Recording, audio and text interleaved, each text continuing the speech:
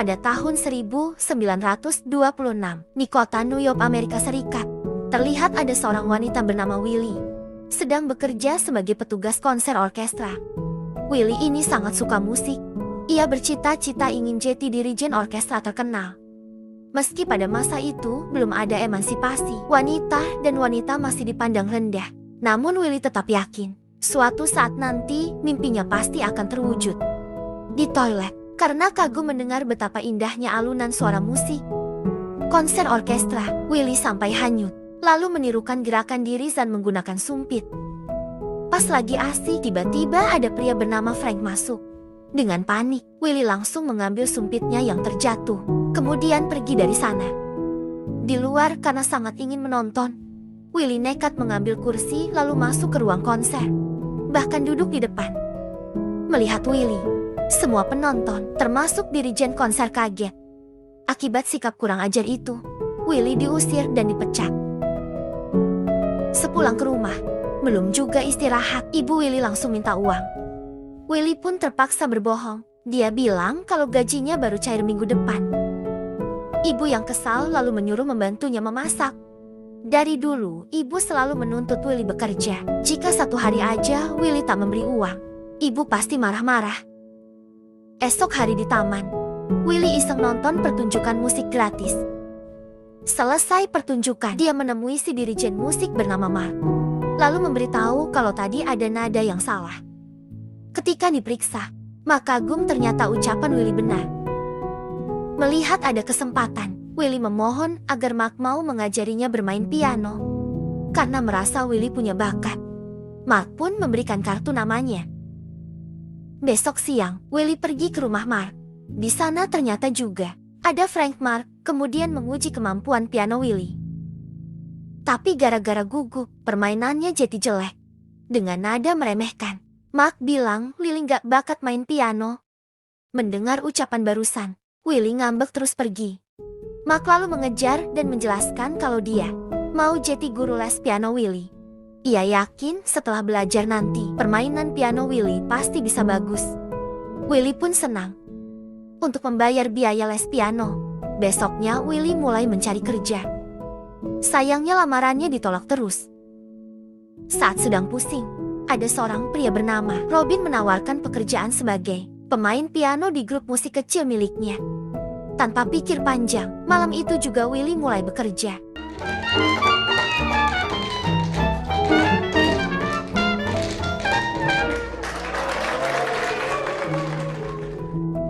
Bulan demi bulan berlalu, Willie masih terus bekerja dan les piano untuk persiapan mendaftar masuk sekolah musik.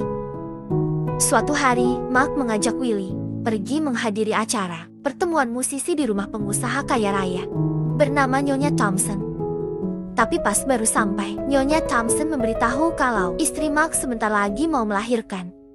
Mendengar kabar itu, Mark terpaksa izin pulang duluan, sementara Willie tetap di sana mewakili Mark. Di dalam lagi-lagi Willie bertemu Frank. Ternyata Frank adalah anak Nyonya Thompson. Sepanjang acara, Frank terus-menerus menatap Willie. Sebenarnya dari pertama kali bertemu, Frank sudah jatuh hati. Sorenya semua tamu ganti baju untuk acara makan-makan. Melihat kecantikan Willie, Frank begitu terpesona. Di tengah acara, Nyonya Thompson bertanya apa cita-cita Willie. Dengan percaya diri, Willie menjawab dia ingin jadi dirijen konser orkestra.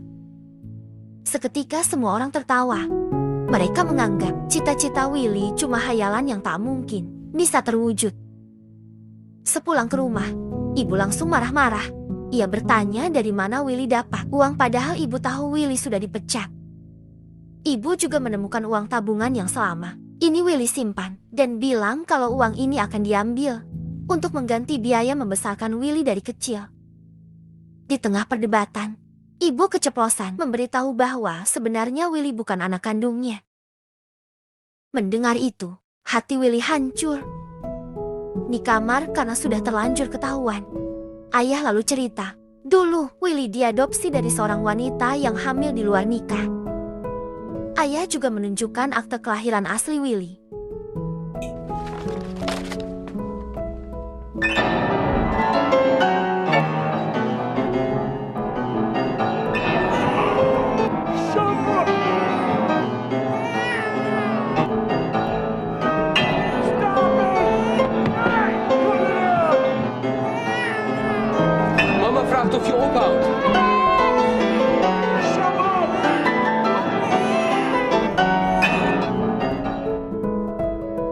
Besoknya hari ujian masuk sekolah musik pun tiba. Meski masih sedih, alhamdulillahnya Willy berhasil lulus. Saat pulang dan ingin memberitahu kabar kelulusannya, Willy kaget kenapa barang-barangnya dibuang. Bahkan pianonya juga dihancurkan. Ayah lalu memberikan koper, kemudian mengusir Willy dari rumah.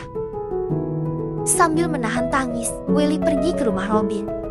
Setelah mendengar curhatan temannya, Robin prihatin dan menyuruh menginap di tempatnya sementara waktu, sampai Willy dapat tempat tinggal baru. Ia juga menyemangati agar Willy jangan menyerah meraih cita-citanya. Besoknya sepulang sekolah, Robin datang menjemput lalu memberitahu kalau nanti malam sekolah ini ingin mengadakan pesta dan grup musik mereka diundang untuk tampil. Malamnya di pesta sekolah, sebelum tampil, Willy bertemu keluarga Frank. Melihat ibu Frank yaitu Nyonya Thompson, karena masih sakit hati, cita-citanya pernah ditertawakan. Willy pun menghindar.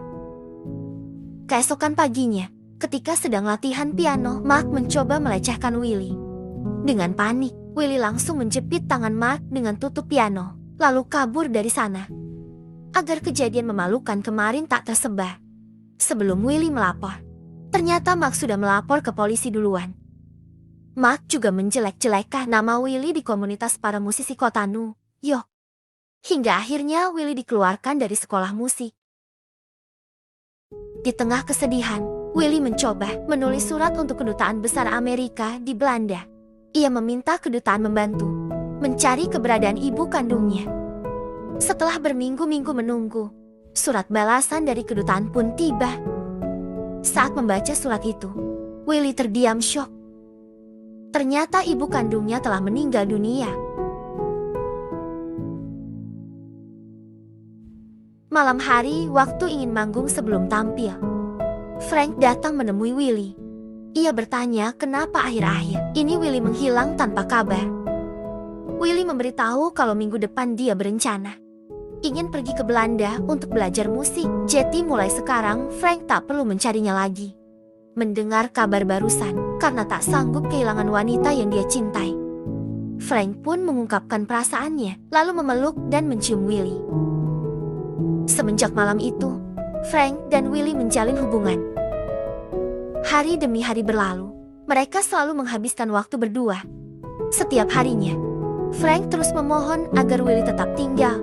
Namun keputusannya sudah bulat. Dia tetap akan pergi ke Belanda untuk meraih cita-citanya. Beberapa minggu kemudian, semenjak tinggal di Belanda, tepatnya di kota Amsterdam, Willy selalu mengirim surat kabar agar Frank tak khawatir. Di sana, dia juga sudah dapat pekerjaan jadi petugas toko alat musik. Suatu hari di kafe, Willy kebetulan bertemu dirijen yang pernah tampil di teater tempat kerjanya dulu. Dia bernama Mengelberg. Dengan penuh keberanian, Willy memohon agar Mengelberg mau mengajarinya bagaimana cara menjadi seorang dirijen. Mendengar permintaan itu, Mengelberg menolak. Malamnya, karena tamu menyerah, Willy menemui Mengelberg lagi di teater musik.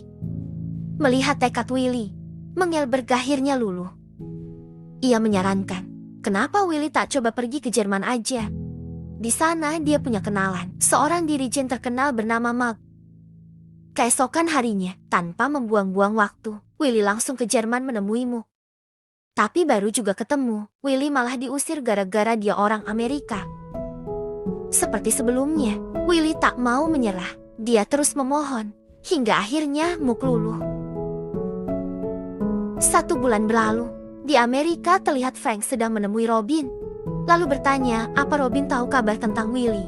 Karena akhir-akhir ini kekasihnya itu jarang mengirim surat. Robin pun cerita sekarang Willy sedang belajar dirijen di Jerman. Tanpa pikir panjang, Frank bergegas menyusul. Keesokan harinya, di Jerman selesai latihan, Willy kaget melihat Frank datang. Dengan gembira, Willy langsung memeluknya. Mereka berdua kemudian pergi ke restoran. Di sana karena tak ingin berpisah lagi, Frank pun melamar Willy, lalu memintanya ikut pulang ke Amerika. Mendengar lamaran itu, Willy bimbang. Satu sisi dia sangat mencintai Frank dan ingin sekali menerima, namun di sisi lain tinggal sedikit lagi mimpinya terwujud.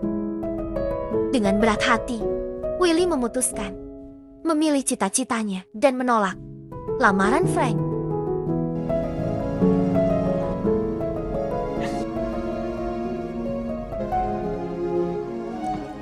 Fräulein Rico.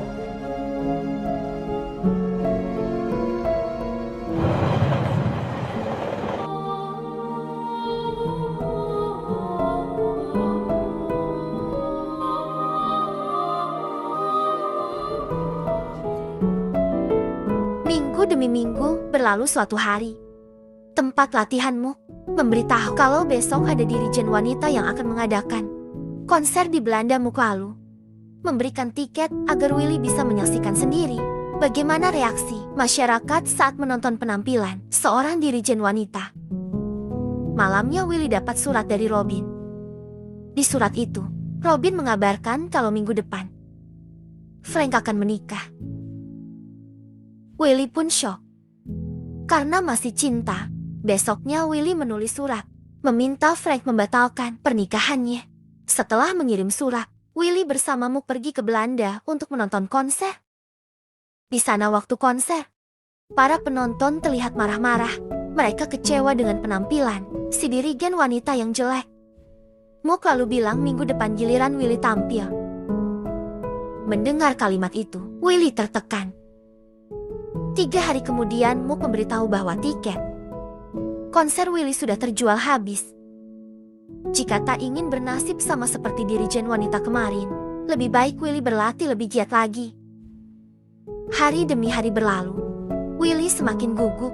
Tak hanya pusing memikirkan konser debutnya, surat yang dia kirim untuk Frank juga tak dibalas. Besoknya hari konser pun tiba. Willy galau karena hari ini bertepatan dengan hari pernikahan Frank. Di sisi lain, di tempat konser Mook bingung kenapa Willy belum datang juga. Padahal sebentar lagi pertunjukan dimulai. Ketika pergi ke apartemen, melihat kondisi Willy yang menyedihkan, Mook mencoba menghibur. Mook bilang Willy tak perlu takut gagal. Kan udah sering gagal. Mendengar ucapan gurunya, dalam hati Willy ingin berkata kasar. Setelah semangatnya kembali, Willy pun memulai konser debutnya.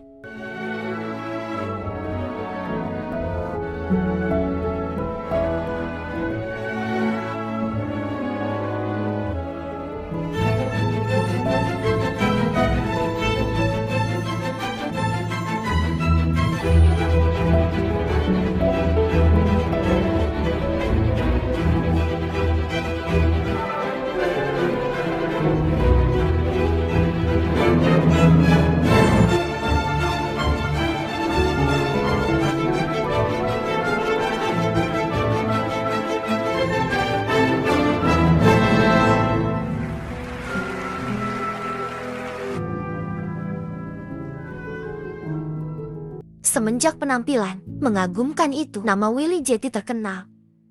Tahun demi tahun berlalu, konser demi konser berikutnya juga berhasil dia sukseskan. Suatu hari di Amerika, tiba-tiba Willy pulang ke rumah orang tua angkatnya. Melihat kedatangan putri mereka yang sekarang sudah sukses, ayah langsung memeluk. Sementara ibu hanya terdiam malu. Tujuan Willy ke sana cuma ingin bilang, selama tinggal di Belanda, dia sudah mencari informasi tentang ibu kandungnya. Ternyata ibu kandungnya sudah meninggal akibat depresi setelah bayinya dibawa kabur ke Amerika oleh sepasang suami istri. Karena Willy sudah tahu semuanya, ibu pun memeluk dan menangis minta maaf. Keesokan paginya, Willy menemui pengurus gedung teater untuk menanyakan bagaimana caranya agar dia bisa mengadakan konser di Amerika. Pengelola teater menjelaskan sebelum konser, Willy harus membayar uang yang jumlahnya cukup besar untuk biaya pemasaran tiket. Karena tak punya uang sebanyak itu, Willy mencoba meminta keringanan, tapi ditolak. Ia kemudian menemui Robin. Setelah kangen-kangenan, Willy menceritakan masalahnya.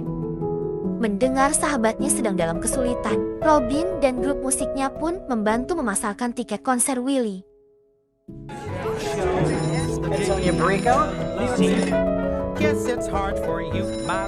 Now the bassoon's starting at the wrong time. My baby don't care for seeing me, but it simply Stop. goes hair for clothes. My baby don't care and Sir, 4 tickets? surprise. One of my tickets.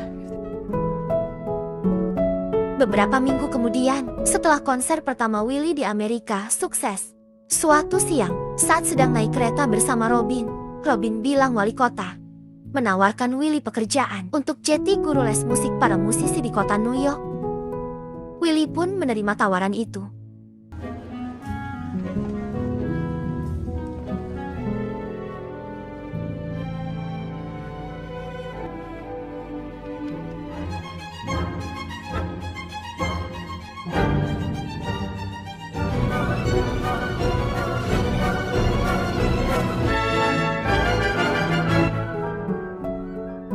Satu bulan berlalu, ketika ingin mengajar, Willy bingung. Kenapa kelas hari ini yang datang cuma wanita aja? Kemana murid-murid cowoknya? Salah satu murid di situ memberitahu, hari ada audisi grup orkestra terkenal khusus. Pria mendengar kabar itu. Willy dapat ide. Besoknya dia menemui Robin, lalu bilang, dia ingin membentuk grup musik orkestra khusus wanita. Willy yakin, grup orkestra barunya ini pasti akan bisa mengangkat derajat para musisi wanita. Keesokan harinya, Willy memberitahu Robin, bulan depan, grup orkestra mereka dapat tawaran tampil di gedung balai kota dan akan dihadiri 1.500 penonton. Mereka berdua pun sangat gembira. Hari demi hari, kabar tentang konser besar itu pun tersebar luas hingga ke telinga Mark. Lagi-lagi Mark yang sirik, berusaha menghasut masyarakat dan semua kenalannya untuk menggagalkan konser Willy. Suatu siang, ketika sedang latihan, Nyonya Thompson datang. Sambil marah-marah, Nyonya Thompson bilang dia sudah dengar cerita dari Mark. Ia mengatakan, wanita miskin murahan seperti Willy tak pantas jadi dirisan. Nyonya Thompson juga mengancam, jika masih tak mau berhenti, maka dia akan membuat konser Willy berantakan. Keesokan harinya, ternyata ancaman Nyonya Thompson tak main-main. Waktu Willy memeriksa koran, iklan konsernya dipasang di posisi paling bawah. Tak hanya itu, seluruh ibu-ibu komunitas orang kaya di Amerika juga menolak hadir, gara-gara hasutan Mark dan Nyonya Thompson. Dengan keadaan seperti ini, bila konser tetap dilanjutkan, pasti akan rugi besar. Di tengah keputusasaan, salah satu anggota grup musik Robin memberitahu bahwa tadi ada surat dari ibu negara. Waktu dibaca, ternyata Willy diundang menemui ibu negara. Besok siang besoknya. Setelah mengobrol panjang lebar, ibu negara memuji prestasi Willy. Berkat kisah perjuangannya, sekarang Willy sudah jadi inspirasi bagi para wanita Amerika. Sebelum berpisah, ibu negara menawarkan, bagaimana kalau biar dia aja yang mendanai seluruh biaya konser Willy. Mendengar kalimat itu, Willy sangat senang. Sekarang dia sudah tak perlu lagi bergantung pada komunitas orang kaya untuk membeli tiket dan mendanai konsernya. Selesai pertemuan, Willy buru-buru pergi ke kantor penyiaran radio. Di sana ternyata sudah ada Mark yang sedang siaran dan masih terus mencoba menghasut masyarakat agar tak datang ke konser Willy. Ketika Willy datang, tiba-tiba dia mengumumkan bahwa konsernya nanti gratis. Semua kalangan boleh menonton tanpa perlu membayar sepeser pun karena ibu negara sudah membayar semuanya. Mendengar itu, Mark langsung terdiam. 1 minggu kemudian, hari konser pun tiba. Sebelum ke tempat konser, Willy mampir ke rumah Frank terlebih dahulu. Ketika bertemu, mereka berdua sama-sama kaget. Kini Frank sudah punya anak. Sambil menahan air mata, Willy berkata, dia kesini hanya untuk mengucapkan terima kasih. Tanpa Frank, mungkin dia tak bisa menjadi seperti sekarang. Willy juga bilang, jika tak sibuk, dia ingin sekali Frank hadir, menonton penampilannya nanti malam. Mendengar undangan itu, Frank hanya terdiam. Malam harinya, di rumah waktu melihat asistennya menjatuhkan sumpit, seketika Frank teringat hari di mana dia pertama kali bertemu Willy.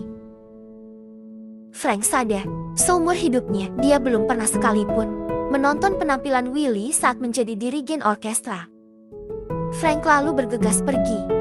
Sayangnya jalan menuju gedung teater macet total. Semua orang heboh ingin menonton konser Willy. Frank pun terpaksa keluar mobil dan langsung berlari. Sesampainya di gedung teater, ternyata kursi penonton sudah penuh. Karena ingin sekali menonton, Frank lalu mengambil kursi sendiri dari luar. Kemudian duduk di depan. Sama seperti Willy dulu.